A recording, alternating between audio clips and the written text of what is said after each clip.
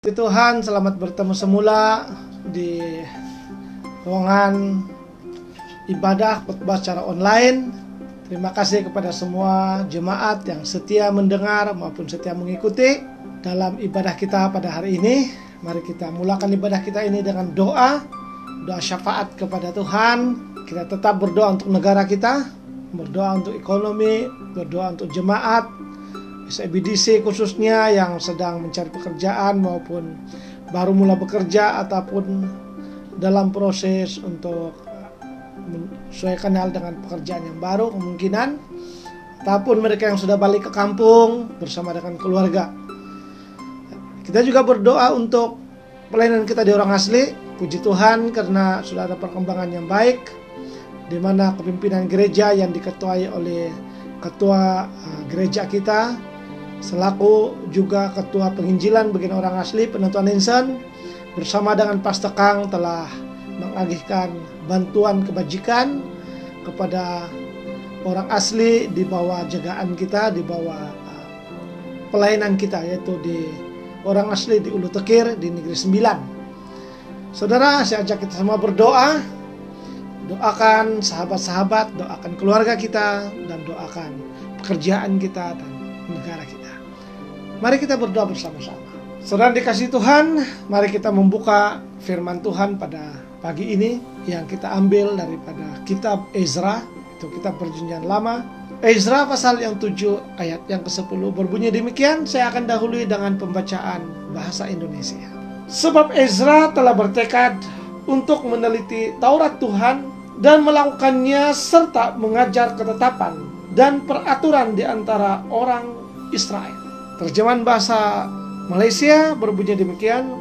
Ezra telah mengabdikan hidupnya untuk mengkaji Taurat Tuhan, melakukannya serta mengajarkan segala ketetapan dan hukumnya kepada bangsa Israel. Kalau kita meneliti kepada pembacaan ini, seolah ada sesuatu tekad kepada Ezra untuk menggali, meneliti, dan memahami tulisan-tulisan para hamba Tuhan yang dahulu, yaitu Taurat Tuhan ataupun yang dipanggil ketetapan-ketetapan Tuhan. Nah, kalau kita melihat perkataan ketetapan-ketetapan Tuhan ini lebih merujuk kepada kitab-kitab yang telah diberikan oleh Tuhan, ditulis oleh Musa, yaitu seperti Keluaran, Kejadian, Ulangan, Bilangan, dan khususnya di dalam Hukum 10. Itulah dinamakan ketetapan-ketetapan Tuhan. Hukum-hukum yang telah diberikan oleh Tuhan melalui Musa. Taurat yang telah ditulis oleh hamba-hamba Tuhan atas pertolongan Roh Kudus. Dan firman itu datang daripada Tuhan dan disampaikan kepada hamba-hamba Tuhan. Menurut pengkajian sejarah, tulisan Ezra ini adalah dalam tahun 459 atau 458 sebelum Masehi.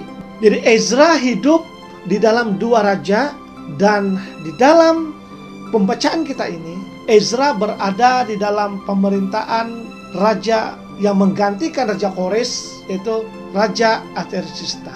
Nah, Ezra ini pula adalah merupakan keturunan imam, dan imam bagi bangsa Israel sebelum dibawa ke Babilonia. Kitab Ezra ini juga merupakan satu sambungan daripada kitab 1 dan 2 Tawarik, dan dipercayai bahwa kitab Ezra ini ditulis oleh Nehemia dan Ezra sendiri. Latar belakang Ezra merupakan beliau adalah keturunan imam besar dan secara langsung menjadi imam. Penulisan Ezra ini, kalau kita membaca daripada ayat pasal pertama sehingga habis kepada Ezra ini, adalah merupakan satu riwayat yang menggambarkan keadaan Yahudi di Persia yang berada di dalam pembuangan di Babilonia, yang mana ada sesuatu yang telah terjadi dalam pemerintahan bermula dengan Raja Kores, yaitu penggenapan firman Tuhan. Sebenarnya ada 2 rombongan yang telah dibenarkan kembali ke Yerusalem. Yang pertama dibawa pimpinan Nehemia, yaitu seorang yang bekerja di istana Raja Kores. Di bawah pimpinan Nehemia, dia telah membawa satu kumpulan orang Yahudi, mereka yang pandai bertukang, tetapi juga bekas-bekas askar. Dan tugas mereka ialah membina tembok dan bait Allah. Dan itu telah siap. Tapi di dalam kumpulan atau rombongan Nehemia, benteng yang sudah siap dan rumah Allah yang siap itu belum ditabis lagi. Karena para imam masih berada di Babilonia. Jadi rombongan yang kedua ini adalah di dalam pimpinan Ezra, di mana kebanyakannya adalah para petugas-petugas atau pelayan-pelayan rumah Tuhan. Jadi kita dapat mendapat kesimpulan di sini kalau kita melihat kepada latar belakang suku-suku orang Israel, bahwa di dalam pimpinan Ezra ini adalah kebanyakannya adalah suku-suku Lewi yang telah diangkat oleh Tuhan sebagai satu-satunya suku dalam ke-12 suku Israel yang sepenuhnya mengabdi di rumah Tuhan. Rombongan yang kedua ini adalah dalam pimpinan Ezra ini adalah pekerja-pekerja Tuhan. Dan tugas mereka adalah untuk mentabis rumah Tuhan yang sudah disiapkan oleh kumpulan yang pertama, yaitu di bawah pimpinan Nehemia. Jadi kita dapat gambaran sedikit tentang tindakan Ezra mengetahui rombongan yang kedua ini kembali ke Yerusalem di dalam pemerintahan Raja Artasasta.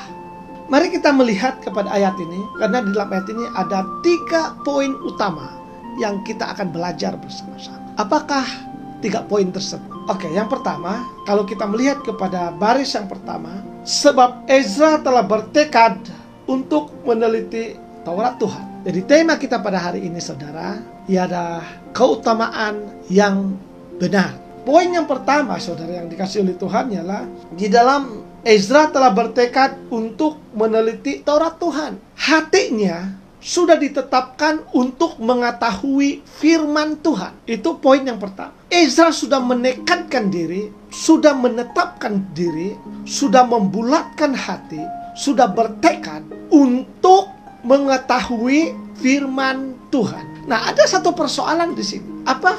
Bukankah dia seorang imam? Sudah tentu dia ahli Taurat, dia ahli di dalam firman Tuhan. Tetapi kenapa dia masih lagi berkata Ezra bertekad untuk meneliti firman Tuhan? Mengapa Ezra perlu mengkaji lagi firman Tuhan, sedangkan secara lumrah seorang imam itu memang bukan saja ahli, tapi fasih di dalam hal-hal Taurat Tuhan? Karena kalau kita melihat kepada keadaan semasa pada waktu itu, Ezra di dalam tugasnya sebagai imam besar mahu supaya firman Tuhan yang akan diajarnya, yang akan disampaikannya, yang dipahaminya itu dicernahkannya secara pribadi terlebih dahulu. Artinya, saudara, bukan hanya untuk mengetahui firman Tuhan, tetapi menghidupinya, melakukannya, sehingga firman Tuhan itu menjadi rutin kehidupan setiap harinya. Ini yang seharusnya menjadi keutamaan yang benar kepada orang-orang Kristen pada saat ini. Bukan hanya saja kita melihat firman Tuhan dalam pembacaan renungan-renungan pendek, yang sekarang ini kita sangat mudah untuk mendapatkannya. Renungan-renungan pendek dengan huraian-huraian yang pendek. Kita hanya menunggu dalam WhatsApp grup dan banyak jenis renungan pendek yang datang kepada kita. Tapi sebagai orang percaya, sebagai orang yang bertanggung jawab terhadap imannya dan juga iman orang lain, renungan pendek itu tidak akan mencukupi kepada kita untuk memahami firman Tuhan yang telah disampaikan kepada kita dalam renungan pendek tersebut. Harus menggalinya, harus mengkajinya, harus, kata firman Tuhan, mengetahuinya. Artinya mencernakannya, membuat penelitian secara pribadi, melihat secara pribadi, mengkaji secara pribadi, sehingga firman Tuhan itu benar-benar kita pahami tujuan dan maknanya, bukan saja untuk orang lain, tetapi manfaat bagi diri kita sendiri. Dan ini sebenarnya yang kita harus contohi kepada imam besar ini, yaitu Ezra. Firman Tuhan ada di hadapannya dan dia hanya membacanya saja, itu sudah cukup karena wibawanya sebagai seorang imam. Tetapi apa yang menakjubkan kepada kita ialah dia mengambil keputusan menurut firman Tuhan dalam terjemahan bahasa Malaysia ini, mengambil telah mengabdikan hidupnya untuk mengkaji Taurat Tuhan. Artinya saudara, dalam kehidupannya selain daripada makan, minum, dan tidur, dia mengkhususkan masa kehidupannya di dalam mengkaji firman Tuhan.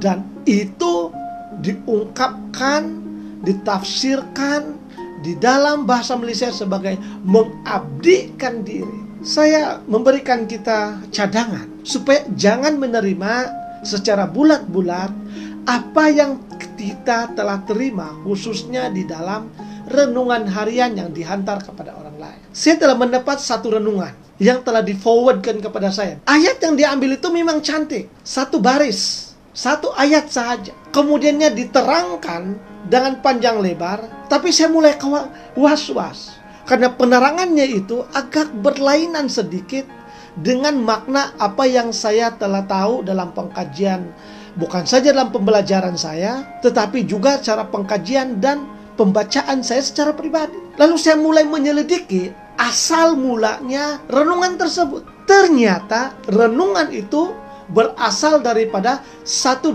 denominasi yang sudah dikategorikan sebagai denominasi sesat. Sesuai yang dikasih oleh Tuhan, itulah kepentingannya. Kenapa kita harus melakukan pengkajian seperti yang Ezra lakukan ini? Takut tersalah tafsir ataupun tersalah ambil, tersalah menghidupi, tersalah memberikan penafsiran, pengajaran kepada orang lain. Dan Yesus sudah berkata, lidahmu adalah tanggung jawabmu sendiri. Apa yang kau keluarkan itu yang akan dihakimi. Jikalau itu menyesatkan, kata firman Tuhan, kata Tuhan Yesus, kalau tanganmu menyesatkan orang lain, membawa hidupmu ke neraka, lebih baik potong daripada seluruh kehidupanmu, seluruh badanmu masuk dalam neraka. Betapa seriusnya. Bukan berarti Yesus mau kita potong tangan, bukan. Tetapi itu menunjukkan betapa seriusnya ajaran yang disampaikan melalui mulut kita kepada orang lain. Karena itu dipertanggungjawabkan kepada kita. Nah, kalau kita melihat Ezra ini, kita dapat mengerti kenapa dia bertekad untuk mengabdikan dirinya, mengkaji kebenaran firman Tuhan. Karena bangsa Israel sudah melalui satu fasa di mana firman Tuhan wujud, tetapi pengajaran itu sudah tidak ada lagi. Sehingga mereka dihukum oleh Tuhan ke pembuangan di negara lain, menjadi hamba abdi kepada bangsa lain. Akibat daripada adanya firman Tuhan, tetapi kehidupan, pikiran, dan perjalanan kehidupan mereka itu sudah tidak selari dengan firman Tuhan. Ada kemungkinan karena ajaran sudah lari daripada ajaran firman Tuhan. Jangan membunuh, itu salah satu daripada hukum yang ke-10. Jangan membunuh, jangan mengingini hak milik orang lain. Dengan kata lain yang lebih dalam, jangan mencuri, jangan menipu. Dalam firman Tuhan jelas, jangan. Kita tidak ada perkataan lain di dalam firman Tuhan. Kalau Tuhan katakan jangan. Masih kita mengingati dalam Taman Eden, jangan kamu makan buah pohon ini. Jangan kamu makan, kata Tuhan kepada Adam. Dan apabila jangan itu telah dilanggar, ada akibatnya. Dan ini yang menakutkan Ezra. Ezra tidak mau sekali lagi bangsa Israel terpesong dan dihukum oleh Tuhan sekali lagi. Kita juga sebagai umat-umat Tuhan yang bertanggung jawab juga harus seperti demikian. Menerima sesuatu firman Tuhan, selidiki. Kan itu tanggung jawab kita secara pribadi. Jangan dengan pantas seperti kilat menyebarkannya tanpa kita mengerti, kita melihat, kita menilai apakah ini benar atau tidak. Hari ini saja saudara yang dikasihi oleh Tuhan, saya telah menerima lebih daripada 4 renungan pribadi daripada pelbagai orang. Saya membacanya dan saya melihat dia punya jam renungan dan ada beberapa penerangan di bawahnya. Saya tidak cepat menyebarkannya, forward. Saya melihatnya semula. Saya mulai mencari apakah benar ini dari sumber yang boleh kita anggap baik atau tidak. Apakah dari benih yang baik ataupun dari benih yang tidak baik. Apakah ini daripada lalang atau dari gandum. Dan ada beberapa di sana yang saya melihat tidak memberikan kekuatan iman, tetapi menaikkan semangat orang. Dan itu bukan tujuan firman Tuhan. Firman Tuhan bertujuan untuk mengajar, mendidik kita supaya melihat kebenaran dan iman kita diteguhkan. Itu firman Tuhan. Kalau hanya memetik satu ayat, kemudiannya didescribe dengan menaikkan semangat seseorang, saya secara pribadi agak tidak senang. Karena itu bukan tujuan firman Tuhan yang sebenarnya. Tujuan firman Tuhan ialah menguatkan yang dari dalam, iman kita secara pribadi. Bagaimana kita mengetahuinya? Kalau kita menghususkan diri kita di dalam mengkaji firman Tuhan, kita tahu karena Tuhan memberikan kita roh penolong. Roh ini mengetahui apakah itu benar atau tidak. Karena roh itu yang memiliki firman Tuhan. Dia tahu firman Tuhan itu untuk apa. Poin yang pertama ini ialah hati Ezra ditetapkan untuk mengetahui firman Allah. Artinya dia membuat pengkajian dengan lebih detail. Bukan karena dirinya sendiri saja, tapi atas tanggung jawabnya. Apabila dia menyampaikan kepada bangsa Israel, ajarannya itu selari dengan hati Tuhan. Ataupun ajarannya yang disampaikan itu adalah daripada Tuhan sendiri, bukan atas dasar untuk kemegahan dirinya. Berapa ramai orang yang hanya menjadikan firman Tuhan itu untuk kemegahan dirinya sendiri.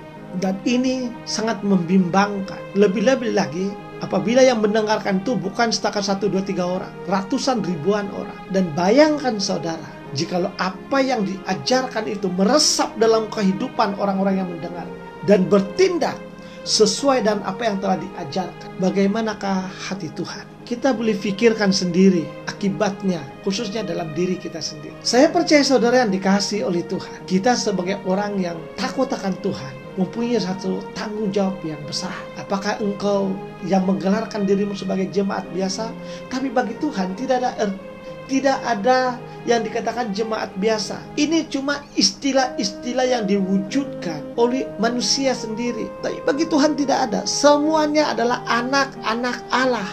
Semua ada peranan di dalam kerajaannya. Semua ada tanggung jawab untuk menyampaikan Injil kepada setiap orang. Once kau menjadi orang percaya, tanggung jawabmu hanyalah satu: mengabdi kepada Tuhan, menjadi saksi bagi Kristus. Tidak ada istilah jemaat biasa, jemaat istimewa, jemaat luar biasa. Tidak ada istilah itu. Itu hanya istilah yang dipakai oleh manusia untuk menyemangatkan diri, memberikan semangat jati diri. Tapi apakah benar itu dikehendaki oleh Tuhan atau tidak? Dengan mewujudkan kasta-kasta di dalam gereja, atau kasta-kasta di dalam perjalanan iman kita sebagai orang percaya. Sehingga kita berkata, oh tidak apa balas saya pendengar setia saja karena saya jemaat biasa. Apakah Tuhan menggradekan engkau dengan kata-kata seperti itu? Saya rasa tidak. Karena firman Tuhan tidak pernah menceritakan once seorang itu menjadi orang percaya, orang itu dapat dikastakan sedemikian. Tetapi apa yang saya pernah tahu dalam firman Tuhan, mengikut apa yang saya baca, hanya ada dua. Engkau lahir baru atau engkau tidak lahir baru. Engkau lahir baru maknanya engkau membiarkan hidupmu dikuasai oleh Tuhan. Engkau menjadi cermin bagi Kristus. Dan kata Tuhan, pokok yang baik menghasilkan buah yang baik. Pokok yang tidak baik tidak menghasilkan buah yang baik. Pokok yang tidak baik ditebang dan dibuang ke lautan api, dibakar. Pokok yang baik dibersihkan oleh pekebun dan dijaga dan dirawat dengan baik. Itu saja perbezaannya. Dan seringkali Yesus mengambil satu perumpamaan yang lagi besar sebagai seorang petani. Akan ada lalang dan akan ada gandum di dalam suatu ladang. Itu saja perbezaannya bagi Alkitab, bagi firman Tuhan. Tidak ada istilah jemaat biasa, jemaat support, jemaat super duper. Tidak ada. Jadi kalau Anda berkata saya jemaat biasa, Anda sedang mengkategorikan Anda sendiri dan bukan Allah yang mengkategorikan Anda. Dan dari itu Anda mulai membuat alasan supaya tidak membaca firman Tuhan, supaya tidak mengkaji firman Tuhan. Sedangkan firman Tuhan hanya ada satu bunyi: hiduplah menurut kehendak Tuhan. Jadilah terang, jadilah garam. Sebarkanlah firman Tuhan, bermula dari Yerusalem, Yudea, Samaria, sampai ke ujung bumi. Itu saja yang Tuhan katakan. Tidak ada istilah pengkastaan dalam gereja. Hanya ada satu Yesus Kristus. Dan itulah Tuhan kita. Kuasanya sama. Apabila engkau berkata, saya anak Tuhan, dan temanmu juga berkata, saya anak Tuhan, Allahnya sama. Apa yang membezakannya? Talenta. Karena mengikut keperluan dan mengikut apa yang Tuhan kehendaki di dalam hidupmu secara pribadi.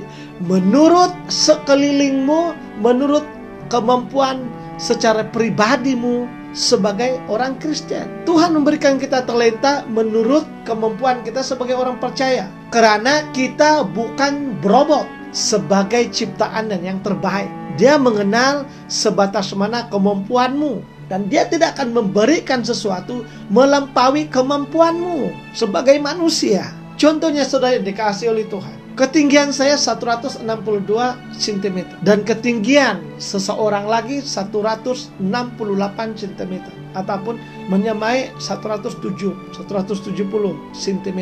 Apakah saya diambil untuk bermain bola keranjang? Tentu tidak. Yang diambil bermain bola keranjang ialah mereka yang lebih tinggi dari saya. Tapi apakah saya manusia biasa? Saya boleh katakan, oh saya manusia biasa ini. Kau adalah manusia super karena kau dipilih untuk bermain bola keranjang. Tidak. Apakah saya boleh bermain bola keranjang? Boleh. Cuma membezakan ialah tanggung jawabmu, sesuaikah itu diserahkan kepadamu sebagai pemain bola keranjang? Tentunya kurang tepat. Tapi apakah saya menjadi manusia biasa? Sama seperti dia. Cuma bezanya ialah tanggung jawab. Di gereja juga harus seperti itu. Semua anak-anak Tuhan tidak seharusnya memiliki pemikiran saya jemaat biasa, karena kita adalah sama di hadapan Tuhan. Cuma tanggung jawab atau talenta itu mempunyai perbezaan mengikut kemampuan kita masing-masing sebagai anak-anak Tuhan.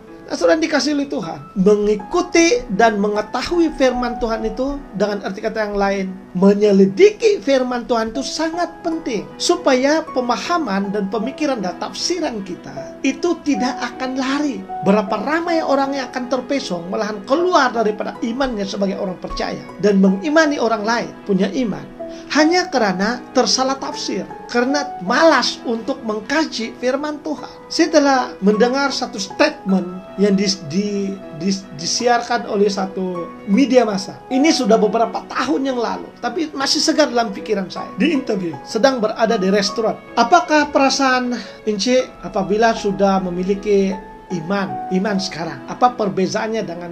Lalu orang berkata itu dengan bangga. Dahulu saya tidak mengerti dan saya tidak memahami dan saya tidak dapat merasakan nikmatnya berpuasa. Sekarang bila saya berada di sini, baru saya mengerti betapa nikmatnya ini berpuasa. Dan ramai orang yang memberi komen bahwa ya berpuasa begini-begini. Kemudiannya saya memikirkan, kenapakah orang ini dia hanya melihat kepada puasa? Kenapa tidak melihat kepada penyelamatan Kristus di atas kayu salib? Kenapa tidak melihat kepada perbuatan Kristus yang memberikan hidup bagi orang yang sudah mati? Mengapa tidak melihat kepada mukjizat yang Yesus lakukan? Kenapa dia tidak melihat Lazarus yang sudah 3 hari dalam kuburan dibangkitkan oleh Yesus dengan satu seruan, bangkit dan keluar? Dan kenapa tidak melihat Yesus bangkit dari antara orang mati pada hari yang ketiga? Dan yang sangat penting, kata-kata Yesus, aku akan kembali kepada Bapa dan menyediakan tempat bagimu. Dia hanya melihat satu titik dan yang memuaskan hatinya, dan dia berkata, saya telah menemukan ini. Kenapa saudara?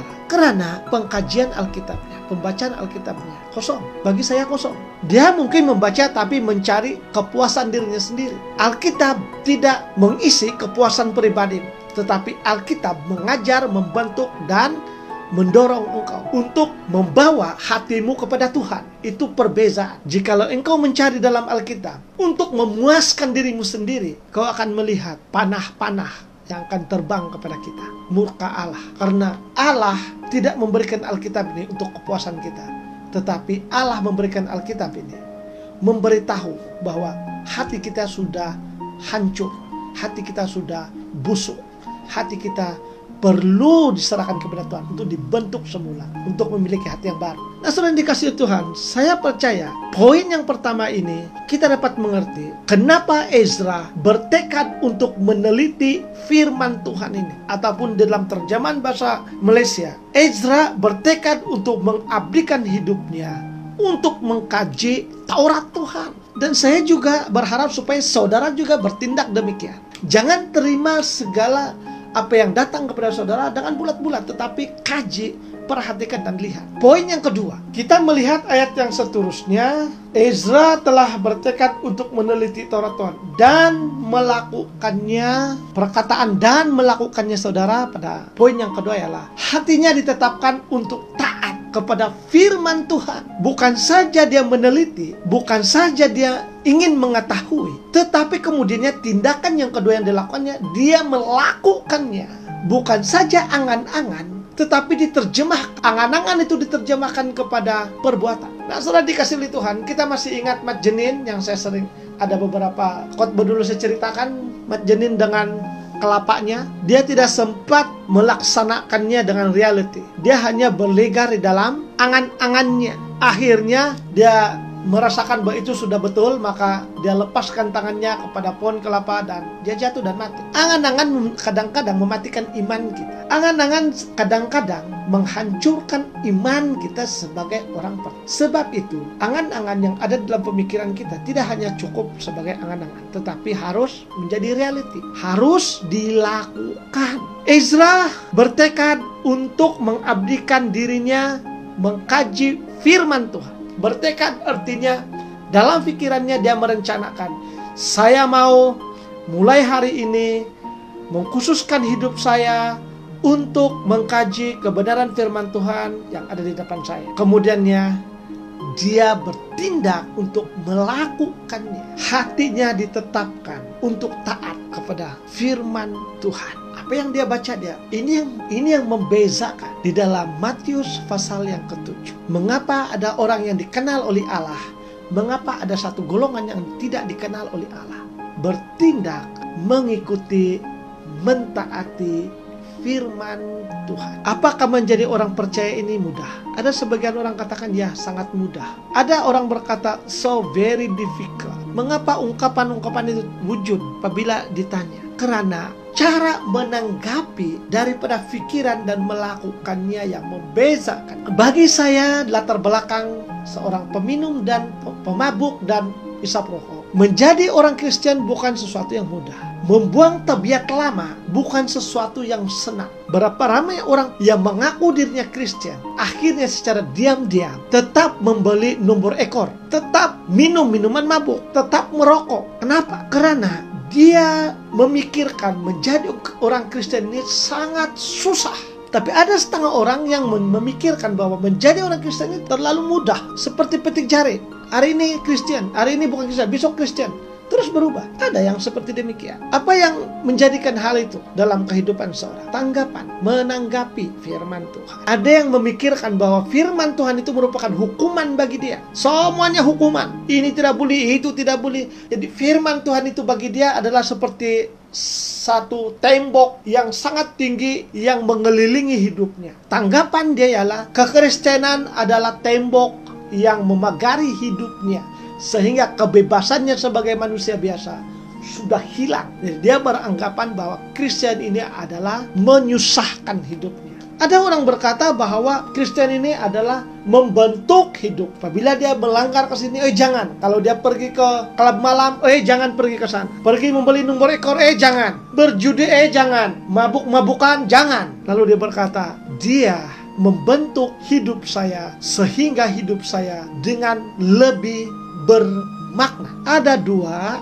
golongan di dalam penanggapannya terhadap kekristenan. Anda ada di mana? Jikalau Anda berada di kelompok yang pertama, yang hanya melihat kepada tembok, yang hanya membataskan Anda sebagai manusia, kebebasan Anda, sehingga Anda rasa seperti dalam penjara, saya katakan pada hari ini, engkau tidak ada hati untuk mengkaji firman Tuhan. Karena firman Tuhan mendidik, mengajar, membentuk. dalam pendidikan kita, kalau ibu bapak mendidik anak-anaknya, ada kalanya dengan kata-kata yang kasar. Apabila anak itu tidak mau mendengar, ada kalanya dalam kata-kata yang lembut. Yesus berkata, engkau adalah anak-anak Allah. Jadi Allah memberikan engkau pengajaran seperti seorang bapa. Ada kalanya keras. Sebab itulah engkau akan menemui kehidupanmu seperti berada dalam tembok atau dalam penjara. Karena Allah mengajar engkau dengan keras karena kedegilan hati manusia. Nah, Roma berkata, tidak ada seorang pun yang benar di mata Tuhan. Tidak ada seorang pun yang mencari Tuhan. Untuk membentuk manusia, ada kalanya Allah bertindak keras. Ajaran Tuhan, didikan Tuhan itu keras. Karena dirimu perlukan kekerasan. Kadang-kala seperti itu. Saya juga kadang-kadang diajar oleh Tuhan dengan kekerasan. Karena kadang-kadang sebagai manusia ini ingin bebas. Tapi ada masanya Allah mengajar kita seperti Dia membawa kita di padang rumput yang hijau dengan lembut, dengan penuh kasih sayang. Tujuannya adalah untuk memberikan kita pemahaman bahwa apa yang kita sedang lakukan sedang menghancurkan hidup kita, sebagaimana yang telah terjadi kepada kehidupan Adam dan Hawa di Taman Eden dalam Kejadian pasal yang kedua.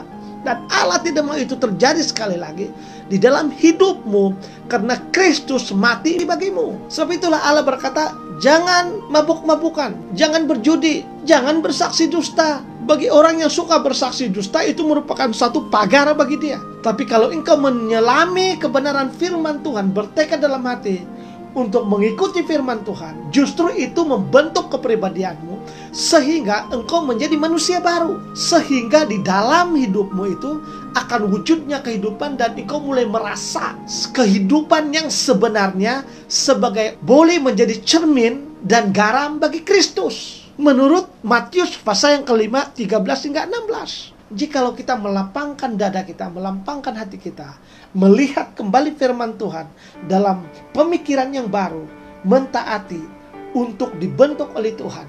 Seperti Ezra ini, dia bertekad untuk mengabdikan diri, menyelidiki firman Tuhan, dan melakukannya. Maka dia melihat sebagai seorang imam, jikalau dia tidak benar-benar mengkaji firman Tuhan, setia kepada Tuhan, maka ada satu contoh di dalam Alkitab, khususnya dalam 1 Samuel. Kita dapat membaca satu imam yang bernama Eli, yang dia gagal mendidik anak-anaknya untuk menjadi pewaris imam. Akhirnya Allah menghukum keluarga ini. Apapun yang kita lakukan ada akibatnya. Saya akan memetik satu kata-kata yang ringkas. Apa yang kau tabur itu yang kau tuai. Ezra mengambil keputusan, bertekad untuk melakukan firman Tuhan, dan apa yang dia tuai. Sepanjang pemerintahan Ezra menjadi imam, bangsa Israel hidup di dalam naungan Tuhan. Diberkati sepanjang hidupmu di dalam tangan Tuhan. Jangan khawatir, burung-burung di udara.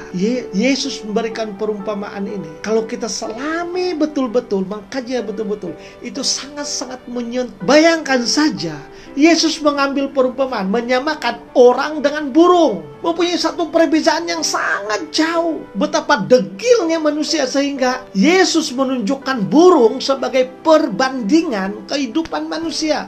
Bagaimana Allah melihat manusia ini. Burung saja, kata Yesus, yang tidak menuai, yang tidak ada ladang, yang tidak ada gudang, yang tidak ada sesuatu yang dibawa untuk besok, itu pun diberi makan oleh Tuhan. Jadi kalau kita bayangkan, saudara, itu kita malu sebenarnya. Karena kita manusia ada akal dan pikiran. Kita boleh bekerja, tapi kita masih khawatir. Kemudiannya di dalam hal-hal pemakaian kita, dalam hal-hal kepemilikan kita, dalam hal-hal kecukupan. Allah membandingkan dua pribadi yang sangat-sangat luar biasa. Dan satu tumbuhan yang tidak pernah dipandang oleh orang lain. Bunga bakung atau bunga teratai, kata orang Melayu. Dia punya bunga hanya sekejap saja.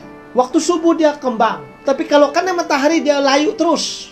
Dia tidak tahan dengan cahaya matahari yang panas. Tetapi untuk membandingkan bunga bakung atau bunga teratai itu, dia telah mengambil satu individu yang telah hidup dalam zaman dahulu dengan kemegahan yang luar biasa, sehingga firman Tuhan berkata, sezaman dengan dia tidak ada orang yang lebih pintar, lebih kaya daripadanya, yaitu Raja Salomo. Artinya dalam seluruh Alkitab ini, kalau kamu membaca daripada Kejadian sampai ke Wahyu, tidak pernah tercatat ada orang yang melebihi kekayaan dan kepintaran Raja Salomo. Hidup sezaman dengan dia. Salomo terpintar dan terkaya. Bahkan sampai sekarang, kalau kamu melihat channel-channel TV historical, ratusan orang yang pemburu harta karun ingin mencari harta karun Salomo yang dianggar triliun US dollar. Tidak dapat dijangkau berapa banyak. Tapi kekayaan seumpama itu pun Yesus bandingkan dengan bunga bakung, bunga teratai yang di dalam penilaian manusia tidak ada nilainya sama sekali. Bagaimana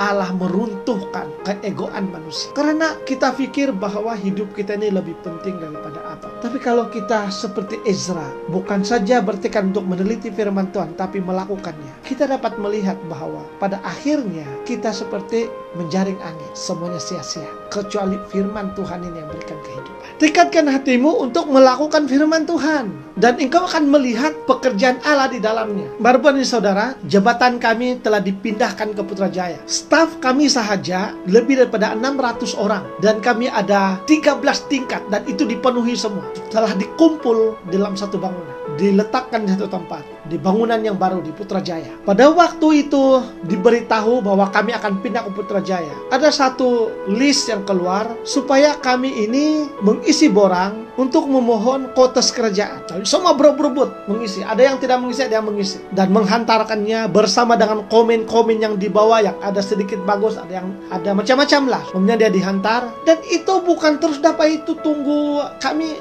itu dekat 9 bulan begitu. Kerajaan saling berganti, dan tetapi pada akhir bulan ini, bulan lepas, pertengahan bulan lepas, kami dikejutkan dengan seorang demi seorang dipanggil dan ditawarkan, termasuk saya. Dan bukan semua dapat, hanya beberapa orang yang dapat. Dan yang dapat itu bertindak karena mengisi dengan baik, mengikut undang-undang yang telah ditetapkan, peraturan-peraturan yang telah ditetapkan.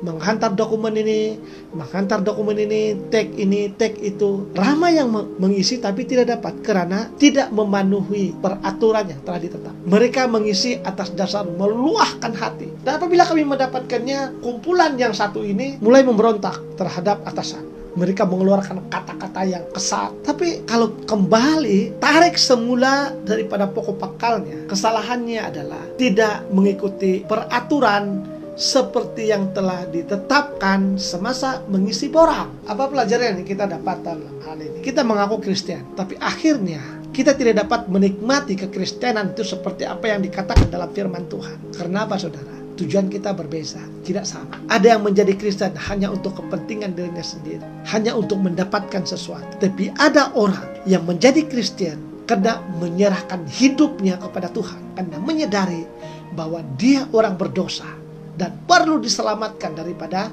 hukuman dosa itu. Itu yang membezakan. Anda ada di mana?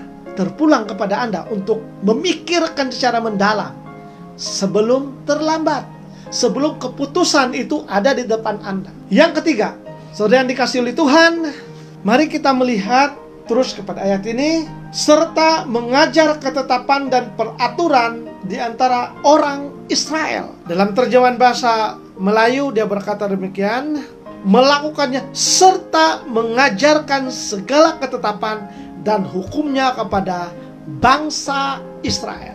Poin yang ketiga ialah hatinya ditetapkan untuk mengajarkan firman Allah. Dia bukan makan sendiri dengan kata kasarnya. Saudara yang dikasihi oleh Tuhan, saya masih ingat 5 tahun yang lalu apabila saya bertekad untuk belajar firman Tuhan melalui kelas malam. Saya berkata kepada Tuhan, Tuhan, saya mau belajar firman-Mu, tapi saya bekerja. Kemudiannya saya bertekad, apapun keadaan saya akan belajar. Saya mulai dengan mengikuti kelas-kelas yang diajar oleh Reverend Richard setiap malam Rabu. Walaupun itu tidak mencukupi, tapi itu sedikit sebanyak memberikan saya pengetahuan tentang kebenaran firman Tuhan. Apabila saya kembali dari rumah, saya mengkaji semula. Saya membaca semula apa yang telah diajar olehnya. Dan mulai mencatatkannya sekali lagi. Karena saya ini kurang bijak seperti orang lain. Kalau saudara perasaan, apabila saudara mengikuti kelas di mana saya berada, saudara boleh perhatikan saya lebih banyak menulis. Saya akan menulis, kalau boleh satu demi satu kata-kata si penceramah, si pengajar tersebut. Saya akan tulis. Tidak cukup dengan itu, saya akan rekod. Karena saya menyadari siapa saya. Saya lemah di dalam hal-hal tersebut. Tetapi saya berusaha dengan bantuan apa yang ada di sekeliling saya. Saudara yang dikasih oleh Tuhan. Akhirnya saya menemukan satu sekolah Alkitab Malaysia. Atau singkatannya SAM, S-E-M, SAM. Itu diwujudkan oleh SIB Semenanjung. Dan itu diadakan pada waktu malam. Isnin, Selasa, dan Kamis. Saya ambil kesempatan untuk mengikutinya. Ada kalian saya datang lewat karena tugasan-tugasan yang banyak. Tapi saya bertekad, apa keadaan sekalipun saya akan ikut. Ada kalanya saya menjadi pelajar yang tertua dalam kelas. Ada kalanya saya menjadi pelajar yang antara yang tua. Artinya ramai yang tua seperti saya. Ada kalanya berganti-ganti, ada kalanya ramai, ada kalanya 2-3 orang, ada kalanya 8 orang, ada kalanya 10 orang. Tapi saya tetap duduk dan saya katakan kepada pensyarah, ajar sebagaimana ramai orang. Anggap saja di belakang saya adalah penuh dengan orang. Dan dia tetap mengajar. Itu selama berjalan lebih 5 tahun. Dan akhirnya saya konvo. Tapi saudara, saya konvo bukan berarti saya berhenti. Karena sekolah Alkitab Malaysia sudah tidak ada yang tertinggi. Saya sudah sampai ke tahap maksimum dalam sekolah Alkitab Malaysia. Dan saya tidak lagi boleh masuk. Akhirnya saya pergi ke sekolah satu lagi. Belajar dari bawah lagi. Sekolah Teologi Malaysia, STM. Saudara yang dikasih oleh Tuhan. Hatinya ditetapkan untuk mengajar firman Tuhan. Ezra melakukan itu bertujuan bukan untuk dirinya, tetapi untuk bangsa Israel yang jutaan di depannya, yang dahagakan firman Tuhan, yang sudah menginsafi, sudah bertobat daripada perbuatan mereka yang dulu, sehingga mengakibatkan bangsa mereka, nenek moyang mereka dibawa menjadi tawanan di Babilonia. Akhirnya mereka menyadari, tetapi perlu ada satu orang yang boleh lead mereka untuk memahami firman Tuhan. Karena itu Ezra berkomitmen untuk mengkaji firman Tuhan supaya mengajarnya dengan baik, menghidupinya, dan kemudiannya dia mengajar firman Tuhan itu kepada bangsa Israel. Dan melalui firman Tuhan yang telah diajarkan oleh Ezra, kerohanian dan sosial orang-orang Israel telah dibentuk semula seturut firman Tuhan. Saudara yang dikasihi oleh Tuhan, itulah tanggung jawab kita sebagai orang percaya. Tanggung jawab Anda dan saya. Beban saya itu yang Tuhan letakkan. Beban Anda bagaimana? Yang Tuhan letakkan. Mungkin Anda berkata, saya tidak pandai mengajar. Tidak apa, karena bukan semua diberikan talenta untuk mengajar. Tapi ada yang berdoa melalui keyakinanmu terhadap firman Tuhan, mengukuhkan imanmu bahwa doamu itu mempunyai kuasa. Dan akibat daripada itu, pemahaman kebenaran firman Tuhan dengan baik, engkau tidak akan bosan untuk berdoa ataupun melakukan penginjilan. Pemahaman firman Tuhan dengan baik menjadikan engkau dapat menyampaikan firman Tuhan dengan baik, dengan mudah difahami. Dan jika engkau punya pemahaman firman Tuhan dengan baik, engkau tidak akan putus asa sekalipun apa yang kau sampaikan itu tidak diterima oleh orang lain. Karena engkau mengerti, tugasmu hanya menyampaikan firman Tuhan. Yang akan memberikan mereka bertobat atau tidak adalah Roh Kudus. Begitu juga dengan pelayan-pelayan yang lain. Jika engkau mengerti tentang kebenaran firman Tuhan, di saat engkau melayani, khususnya contohnya dalam hal musik, apabila engkau sedang memainkan hal musik, engkau sedang memegang, engkau mengerti bahwa engkau sedang melayani Tuhan. Dan apabila engkau mengerti firman Tuhan betapa seriusnya Tuhan dalam hal pelayanan, engkau tidak akan main-main di dalam melaksanakan pelayananmu itu. Karena pelayananmu itu seolah-olah engkau sedang memperkatakan tentang hal dirimu sendiri apabila engkau sedang memainkannya. Sebab itulah kadang-kadang ada gereja yang berkata, kau tidak layak bermain ini, engkau direhatkan bermain ini. Karena apa yang mereka nampak tidak selari dengan apa yang seharusnya orang yang mempunyai hati untuk melayani. Gaya hidup, gaya keterampilan, percakapan, apakah itu hukum untuk melayani? Bukan sebenarnya. Tetapi karena itu adalah buah di dalam imanmu yang orang boleh nampak. Buah itu baik atau tidak, pokok itu baik atau tidak, itu bergantung sepenuhnya kepada buah yang dihasilkannya. Kita berkata, ini pohon yang sangat baik, harganya demikian, kita akan tunggu buahnya. Buahnya bagaimana? Kalau buahnya jatuh dan kita buka di dalamnya penuh dengan ulat, kita akan katakan, apa guna kau beli begini, tapi buahnya langsung tidak berguna kepada kita. Begitulah dalam pelayanan. Kenapa seringkali dalam gerejaannya peraturan demi peraturan? Karena buah itu tidak boleh dimakan kadang-kadang. Jadi kita harus memikirkan, jikalau kita benar-benar memahami firman Tuhan, sepertinya juga kita sedang mengajar orang. Bukan saja mengajar dari segi kata-kata, tapi cara hidup kita, cara keterampilan kita. Kita sedang mengajar orang tentang pelayanan, tentang Allah, tentang kehidupan baru, tentang lahir baru. Kita percaya saudara yang dikasihi Tuhan, jikalau kita terus setia dalam Tuhan, Tuhan tidak pernah meninggalkan kita. Dalam Mazmur pasal 73 ayat 24, Daud memperkatakan, firman Tuhan ini akan menuntun hidupnya dan menuntun membawanya kepada kemuliaan Allah. Artinya firman Tuhan bertujuan untuk menjadikan engkau layak menerima kemuliaan Allah. Bagaimana tindakanmu sekarang? Kesimpulannya saudara yang dikasih Allah, ada 3 pokok utama yang kita belajar melalui pembacaan kita dalam Ezra pasal 7 ayat 10 ini. Yang pertama, hatinya ditetapkan untuk mengetahui firman Allah. Yang kedua, dia menghidupi, dia melakukan firman Tuhan tersebut. Kemudian yang ketiga, dia mengajar orang lain. Artinya dia mulai memperlihatkan buah-buah firman Tuhan di dalam hidup. Saya percaya kita semua yang ada di sini dapat menanggapi firman Tuhan ini pada hari ini dengan baik. Demikianlah firman Tuhan pada pagi ini saudara yang dikasihi oleh Tuhan. Saya ajak kita semua berdoa. Saya akan berdoa, doa pemberkatan dan doa penutup. Bapa di surga, dalam nama Tuhan Yesus, Allah yang hidup, Allah yang kekal,